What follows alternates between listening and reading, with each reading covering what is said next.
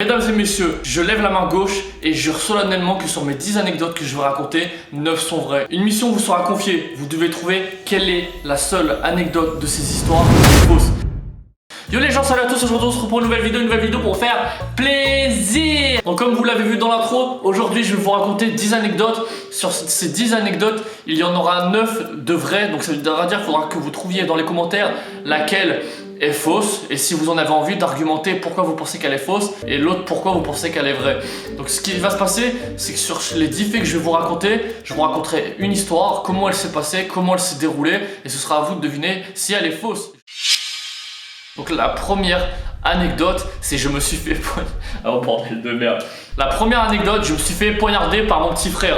Donc faut savoir, à l'époque où je me suis fait poignarder par mon petit frère, tout simplement j'étais jeune, je devais être au collège, je crois, peut-être en 5e ou en 4e. C'était une époque, comme certains le savent, je me faisais entre guillemets harceler à l'école, mais j'étais pas le harcelé du collège, tu vois. Il y avait d'autres plus harcelés, mais disons que c'était suffisant en ma personne pour que je m'en mette à m'en prendre à quelqu'un d'autre. Et ce qui se passait, c'était la seule victime que je m'étais trouvé, c'était mon petit frère.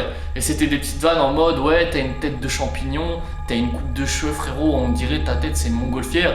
C'était des vannes de merde. Et mon petit frère, il était très jeune, il était en primaire, donc je le taillais.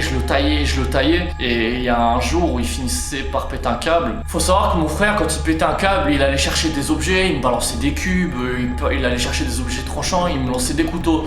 Il y a des fois j'avais plus de chance que d'autres, il ratait les lancers de couteaux.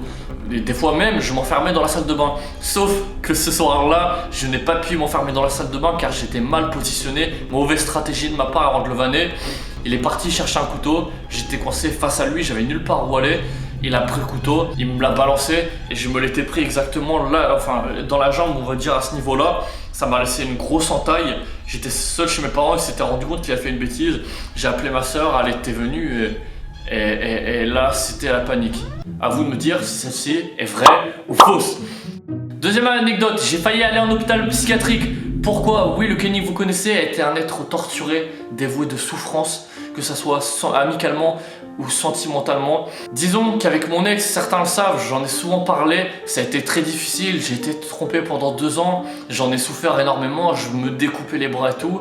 Mais il y a un soir où j'ai pété un câble, où elle m'avait fait tellement souffrir que ça en était allé encore une fois très très loin. En fait, là dans ce que je vais vous dire, vous vous dites mais Kenny, à chaque fois t'es tout seul avec ton petit frère à la maison, il se passe des trucs de fou furieux. Eh bah j'étais tout seul avec mon petit frère à la maison. Je sais plus comment ça en était venu qu'il soit au courant que j'allais faire une dinguerie, mais mes parents ils l'avaient appelé au téléphone pour lui dire de me suivre. Et en fait j'étais sorti de chez mes parents, moi là je suis resté comme ça, j'ai bugué. J'étais sorti de chez mes parents, il était très tard, ils lui ont dit de me suivre. Donc il m'a suivi dehors. Je marchais au début parce que je savais très bien qu'il allait réussir à me suivre, donc j'ai couru. Et là c'est pas on rencontre des abonnés, des gamins, tu vois, genre des débuts de collégiens, des 6e, des 5e, pareil. Ils demandent des photos et tout. Et c'est la seule fois de toute ma vie où j'ai refusé des photos. Genre dit excusez-moi les gars, j'ai pas trop envie de prendre de photos. Là c'est vraiment pas le moment, genre je suis pas bien, tu vois. Et ils m'ont laissé partir tranquillement. Donc je pars, mon petit frère continue de me suivre petit à petit et je commence à accélérer la marche. Et là j'ai couru encore plus vite, j'ai tracé, j'ai foncé, il a réussi à me suivre, j'arrivais pas à m'enfuir. Et en fait ce que je voulais faire, c'est super triste ce que je veux dire, mais je voulais aller dans une rivière, me jeter dans un fleuve et mettre fin à mes jours. Voilà, je raconte ça comme si c'était normal. Et mes parents ils ont réussi à venir à temps pour me récupérer. Ils m'ont emmené à l'hôpital, j'avais le bras en sang parce que je m'étais découpé ce soir là. Ils m'ont emmené à l'hôpital et les infirmiers ils ont voulu me garder. Ils ont dit on va être obligé de vous garder plusieurs semaines et on verra ce qui va suivre du bilan. Et voilà. Est-ce que l'histoire est vraie ou fausse? Troisième anecdote, j'ai fugué de chez mes parents à cause d'un ballon. Encore une fois, j'étais tout seul avec mon petit frère à la maison. Donc ce qui s'est passé, c'est qu'on avait invité des amis à la maison. C'était une petite soirée tranquille, on n'avait pas le droit d'inviter de potes à l'ancienne parce que mes parents ne voulaient pas. Et donc j'en avais profité qu'ils n'étaient pas là pour inviter des potes. Chose qui s'est passée ce soir-là, c'est qu'à un moment donné, on leur avait donné à manger, des crêpes, on les avait bien accueillis, proprement et tout. Et à un moment donné, mon petit frère il était petit, donc c'était très facile à lui. Enfin pour lui de le faire paniquer. À un moment donné ils partent et il y a un groupe de quartier qui vient, il y avait les grands du quartier, il y avait tout le monde. Et là on commence à paniquer, on comprend pas, tu vois. Et là dans la soirée ça commence à se calmer tout. Et là on entend un grand boom dans la porte elle s'ouvre. Et c'est pas, on voit le ballon il a disparu dans le jardin. Mais c'est là où dans l'anecdote tout prend son sens. c'est qu'en fait, il nous avait volé le ballon.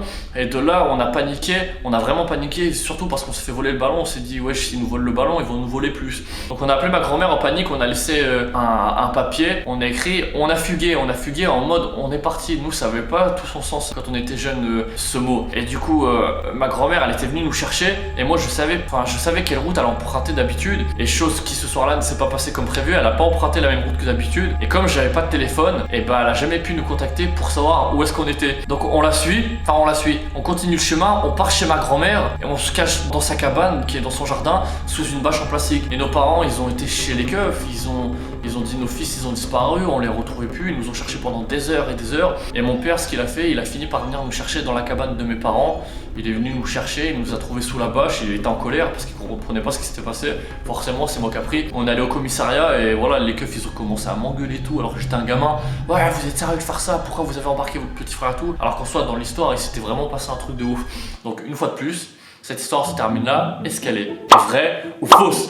Quatrième anecdote, je me suis fait surprendre par mon petit frère en train de me mastiquer le zob. Donc ce jour-là, oui, mes parents étaient à la maison, il n'y avait que mon petit frère à la maison. L'anecdote va être simple, courte et efficace. Vous allez me dire une fois de plus si elle est vraie ou elle est fausse. Mon petit frère, j'étais en Skype avec ma copine, donc ma première de mes premières copines. Elle était sur sa caméra, j'étais sur ma caméra, j'étais allongé comme ça. Et disons que je m'amusais à faire certaines choses et je prenais plutôt plaisir à faire ce que j'étais en train de faire. Là, vous imaginez, ça c'est la porte, ok? Là c'est la porte, mon petit frère il fait ah Kenny, faut que je te dise ça. Et là il me regarde comme ça, moi je me suis retourné comme ça. Et là il me fait bon bah je repasserai plus tard. Il est reparti, il a fermé la porte. Vrai ou fausse? Cinquième anecdote, comme les gens le savent, il y a quelques années, je suis parti en vacances avec GameX13. On était 6 dans la même villa. En fait, c'était une journée où on jouait à cache-cache dans toute la villa. Et tout simplement, on s'amusait, on se cachait et tout. À un moment donné, je me dis, bah tiens, je vais arrêter de jouer, c'est bon, on a bien rigolé et tout. Je m'amusais plus. Donc je m'enferme dans la salle de bain, je ferme ma clé, je regarde une vidéo et je commence à m'amuser, tu vois. La porte, elle était vraiment fermée à ma clé. Je commence à m'amuser et à me faire plaisir. Ne croyez pas que je fais ça tout le temps à cause de ce que j'en ai raconté. Je m'amuse à me faire plaisir. Sauf que GameX13, à ce moment-là, il a l'idée de génie, c'est qu'il va se mettre sur la terrasse et genre s'il lâche, il tombe, tu vois, genre il se casse la gueule, il se blesse gravement, tu vois. Il va pas crever non plus, mais il va se blesser gravement. Il se cache sur la terrasse, il se décale petit à petit et c'est pas, il dépasse sa tête petit à petit. Et à ce moment-là, je me retourne, genre j'étais à fond, genre j'étais vraiment au max. Et là, je retourne la tête, je vois, il est en train de me regarder et il tape un fou rire. Et moi, je suis là en mode oh, genre j'étais choqué de fou furieux. La tête de ma mère, j'étais pas bien. Vrai ou fausse?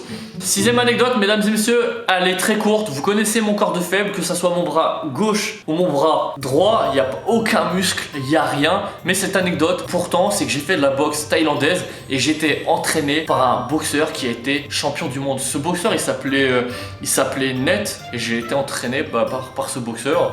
Et voilà, tout simplement, j'ai fini par arrêter la boxe. Mais l'anecdote est sympa de savoir que j'ai été entraîné par quelqu'un qui a plutôt du level. Et tout simplement, est-ce que cette anecdote est vraie ou fausse? Septième anecdote, ça se trouve, je vous raconte à l'heure actuelle, depuis ces dernières semaines, la plus grosse carotte du siècle, la plus grosse carotte internationale.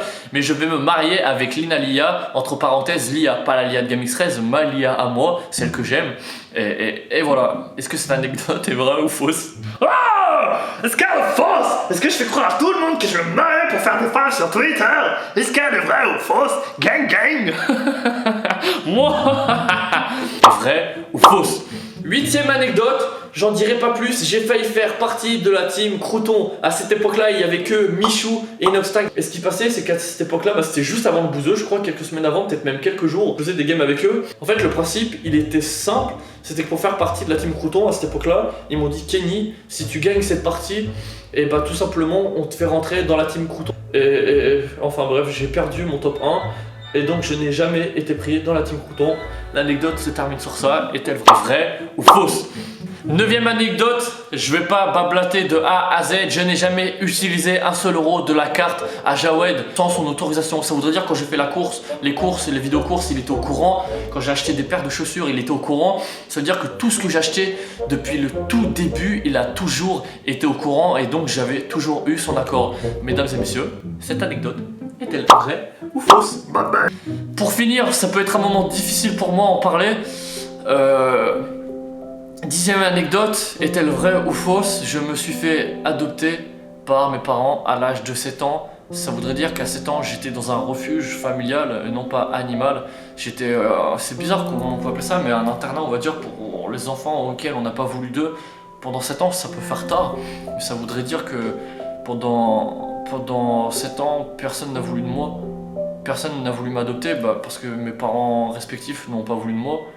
Et si c'est le cas, je ne sais pas pourquoi. Mais mes parents que vous connaissez actuellement, ma mère et mon père que vous avez vu récemment, m'ont adopté. De mon âge assez jeune de 7 ans. Et voilà. Enfin bref.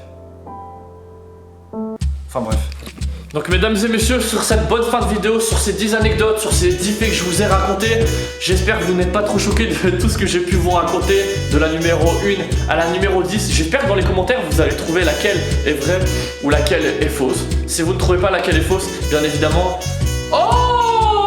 à 20 000 pouces bleus sur la tête de ma mère que je vous dirai dans la prochaine vidéo laquelle anecdote est fausse. Et si les 20 000 pouces bleus on les a pas fait, j'ai juré que je vais faire une intro sans vous dire quoi que ce soit. J'espère que ce concept vous a plu, vous a fait plaisir. Sur ça, on se dit à la prochaine. Bang gang, Nestor.